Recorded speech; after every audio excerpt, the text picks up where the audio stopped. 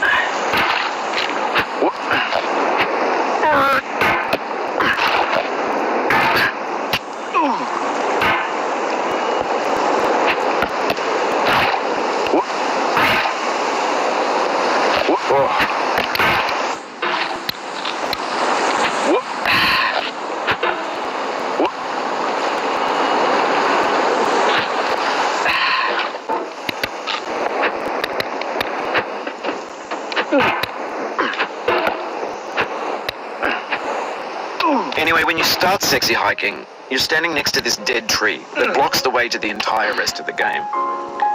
It might take you an hour to get over that tree, and a lot of people never got past it. You prod and you poke at it, exploring the limits of your reach and your strength, trying to find a way up and over. And there's a sense of truth in that lack of compromise.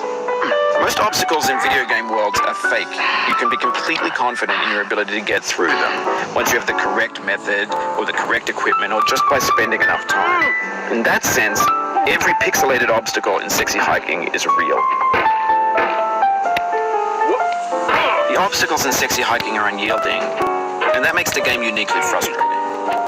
But I'm not sure Jazzuo intended to make a frustrating game. The frustration is just essential to the act of climbing, and it's authentic to the process of building a game about climbing. A funny thing happened to me as I was building this mountain. I'd have an idea for a new obstacle, and I'd build it, test it, and it would usually turn out to be unreasonably hard. But I couldn't bring myself to make it easier. It already felt like my inability to get past the new obstacle was my fault as a player rather than as a builder. Imaginary mountains build themselves from our efforts to climb them, and it's our repeated attempts to reach the summit that turns those mountains into something real.